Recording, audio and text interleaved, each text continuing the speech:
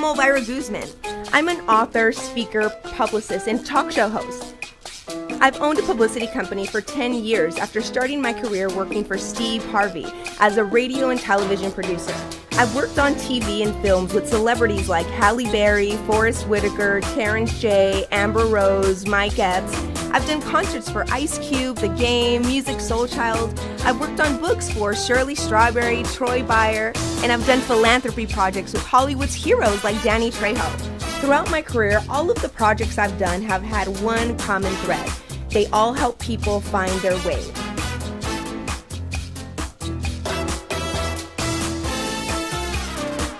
Welcome back to the show. Today we've been talking about the power of thoughts and how to eliminate the negative ones. And we've been receiving so much feedback from you guys. I have my good friend Rayna Plummer here from the Flourish Network to read some of your questions. Rayna, welcome to the show. Thank you. I love coming here. It's been so great hearing everything you've said about getting rid of those negative thoughts. Michelle was great hearing her talk about her kids, because people these days, I feel like, don't tell their kids how to just be gentle people and just know how to operate in the world and not think those negative thoughts or be negative people. So yeah, I definitely agree. The other day, briefly, I went to a restaurant to kind of relax after all of my meetings from the day, and the last thing I wanted to hear was a kid banging on all this stuff.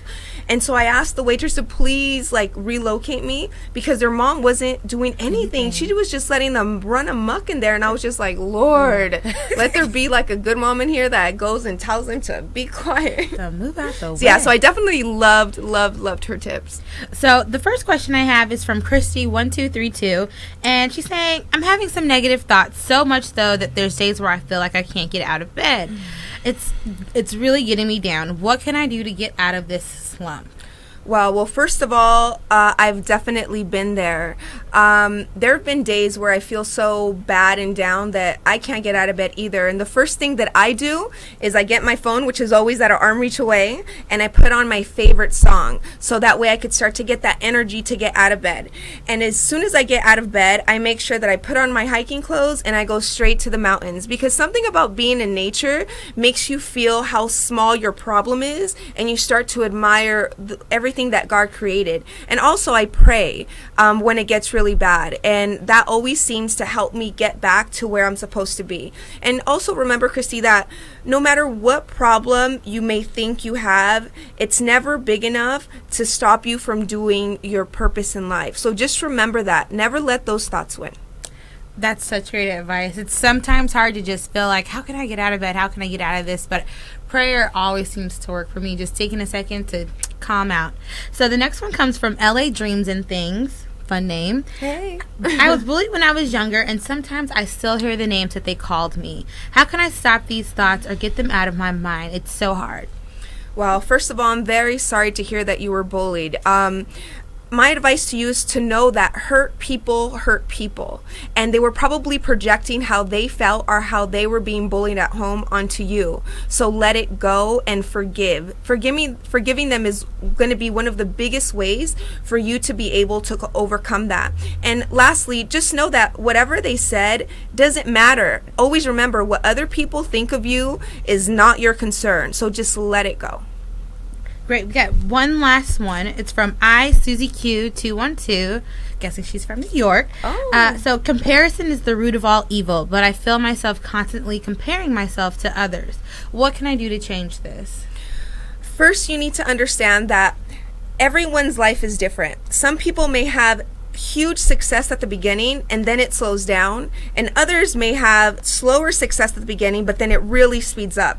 You can't focus on anybody else's journey, or you can't focus on anybody else's lane but your own, because what you're going to do is you're going to slow yourself down, and you can never do that. Once again, just run your race as fast as you can. Don't look to your left or right or behind you. Just keep moving forward. Great. So do we have time for one more? Yes, one more. So we have one more. So it says, I used to be a size 16, but now I'm a size 8. I feel myself constantly thinking that I'm that size 16 again, or that people are looking at me the way that I was. How can I stop these thoughts from coming into my mind, or how can I get myself to view myself differently? Wow. Once again, I could totally relate to this. When I was younger, I was bigger, and it doesn't matter how small I am now, I still have the same thoughts I had when I was 180 pounds. Of I'm fat, why'd you eat that? You're such a pig, or blah, blah, blah, blah, blah, that we all have.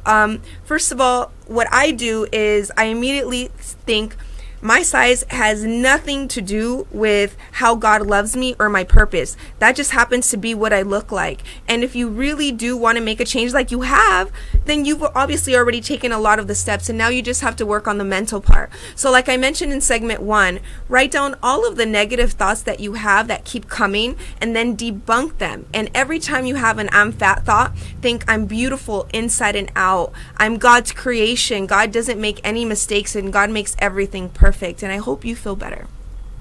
Great. That's all the questions we have for today. Awesome. Well, thank you so much for coming. Thank you for having me again. I'm so glad we had a chance to talk, because these were some great questions. Awesome. Thank you so much. Thank you. So this is the end of our English segment. But before we go, I want to thank our sponsors. I would like to thank Minister Deborah Smith-Simpkins. Find information on her best-selling books. They're really good at deborahsimkins.com. I'd like to thank Wellness Suites. If you guys are having a lot of stress, or if your allergies are acting up, make sure to go and make an appointment with Dr. Ray and go to wellnesssuites.com. And I'd like to thank my company, LVGPR. And if you guys need any publicity or branding or consulting, make sure to contact us. Our website's lvgpr.com. And if you want to be a sponsor, email us at the Elvira Guzman Show at gmail. So, like I said, that's all the time we have. I really hope that you guys learned a little bit about today's show. And the next time you guys have those negative thoughts, you know how to control them, and you know how to start to eliminate them. All right, so I hope you guys have a great day. And if you know Spanish, stay tuned, because up next I have Yanitzia Munoz here, and she was just on the cover of Maxim, and she's a Sports Illustrated model, and she's a TV and radio host. You will not want to miss her interview. We'll be right back after these messages.